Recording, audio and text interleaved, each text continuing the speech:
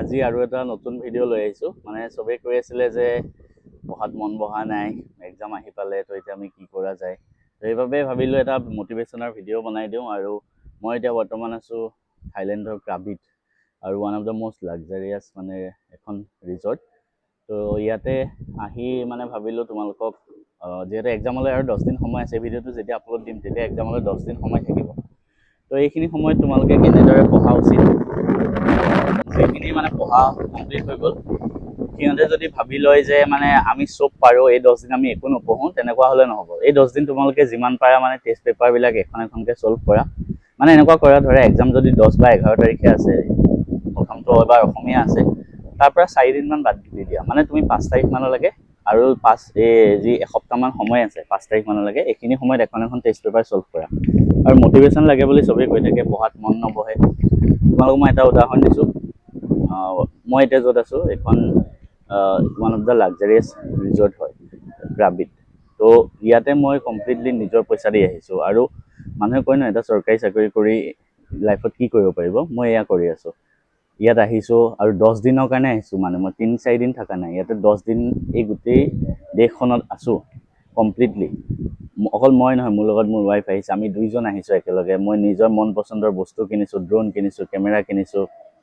তো জেগা চাইছোঁ, নতুন নতুন এক্সপিৰিয়েঞ্চ কৰিছোঁ, আইলেণ্ডত গৈছোঁ, বিচত গৈছোঁ, পাৰ্টি কৰিছোঁ, চব।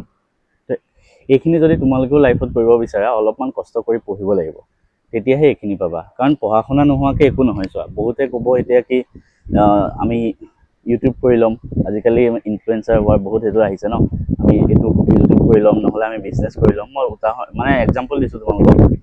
তুমি যদি ইউটিউব কৰা, তুমি 1% চান্স থাকিব, 100টাৰ ভিতৰত এটা মানুহৰহে ভিউ বেছি আহে। তাৰমানে তুমি ডিপেণ্ড কৰিবা কাৰোবাৰ ওপৰত, বেলেগ মানুহৰ ওপৰত, যে সেই মানুহখিনিয়ে তোমাৰ ভিডিঅ'টো চাব লাগিব, তেতিয়াহে তোমাৰ ভিউ আহিব। আৰু ছেকেণ্ড কথা, তুমি যদি বোলে বিজনেছ কৰিম বুলি ভাবা, তেনেহ'লে কি হ'ব? বিজনেছ কৰিলে আমি মিডল ক্লাছ মানুহ হয়, মই মোৰ কথা কৈছোঁ, ধনী মানুহ থাকিব পাৰে বহুত। তো আমাৰ মা দেউতাৰ ইমান পইচা নাথাকে যে আমাক এটা বিজনেছত লাখ লাখ টকা আমাক খৰচ কৰিবলৈ দিব পাৰে। তো আমাৰ কাৰণে অপশ্যন থাকে এটা ভাল চাকৰি কৰা। তো এটা চাকৰিও বিভিন্ন ধৰণৰ টাইপ আছে, সেইখিনিৰ বিষয়ে ক'লে বেছি কণ্ট্ৰভাৰ্চি হৈ যায়। তো তুমি সদায় ট্ৰাই কৰিবা ভাল কিবা এটা জব পাবলৈ। তো সেই ভাল জবটো পাবলৈ পঢ়া শুনাত ভাল হ'ব লাগিব, ঠিক আছে। বহুতে ক'ব এতিয়া মেট্ৰিকৰ পাৰ্চেণ্টেজ কাম নাই, হাই ছেকেণ্ডেৰী পাৰ্চেণ্টেজ কাম নাই। কিন্তু কেতিয়াবা যেতিয়া লাইফত গৈ পেলাই যদি তুমি ভাল জব এটাৰ ইণ্টাৰভিউত যেতিয়া বহা, তোমাৰ মাৰ্কছবিলাক চাই সিহঁতে, আৰু সেই মাৰ্কছবিলাকত কিন্তু সিহঁতৰ ভাল ইম্পেক্ট এটা আহে মনত। তুমি এতিয়া চোৱা, মই আজি জবটো নোপোৱা হ'লেও মোৰ বেকআপ প্লেন আছিলে যে মই কোচিং ইণ্ডাষ্ট্ৰীত ভালকৈ পঢ়াম। আৰু তাৰ বাবে মোক বহুতকেইটা কোচিঙত মাতিছিলোঁ যেতিয়া মই জব পোৱা নাছিলোঁ। কিন্তু মই কথা পঢ়িম বুলি ভাবি মই কৰা নাছিলোঁ। কিন্তু মোক মাতিছিলে কিয়? কাৰণ মোৰ ভাল ৰিজাল্ট এটা হৈছিলে, সেইবাবে মাতিছিলে। মোৰ পাৰ্চেণ্টেজ ভাল আছিলে, সেইটো কাৰণে সিহঁতৰ তাত পঢ়াব মাতে, ল'ৰা ছোৱালীয়ে ভাল পায়। এতিয়া তোমালোকে ধৰা মোক বিশ্বাস কৰা, বেলেগ চেনেলতকৈ আমাৰ চেনেলটোক চবেই বিশ্বাস কৰে চবতকৈ বেছি। কিয়? কাৰণ মোৰ নিজৰ ভাল ৰিজাল্ট হৈছিলে কাৰণেহে তোমালোকে কৰা। তো সেইবাবে তোমালোকেও ভালকৈ পঢ়িলেহে ভাল ৰিজাল্ট এটা হ'ব, আৰু এনেকৈ এটা ধুনীয়া লাইফ এটা এনজয় কৰিব পাৰিবা এটা অতি কম বয়সতে। মোৰ বৰ্তমান 26 বছৰ হৈছে মাত্ৰ। তোমালোকৰ মা দেউতাৰ তোমালোকক লৈ বহুত সপোন আছে। এতিয়া যদি ভালকৈ নপঢ়া, যেতিয়া তুমি ভাবাচোন ৰিজাল্টৰ দিনা তোমাৰ দুখ লাগিব যে মই যদি অলপমান কষ্ট কৰিলোঁ হয়, তেনেহ'লেতো ময়ো ভালকৈ ভাল ৰিজাল্ট এটা কৰিব পাৰিলোঁ হয়।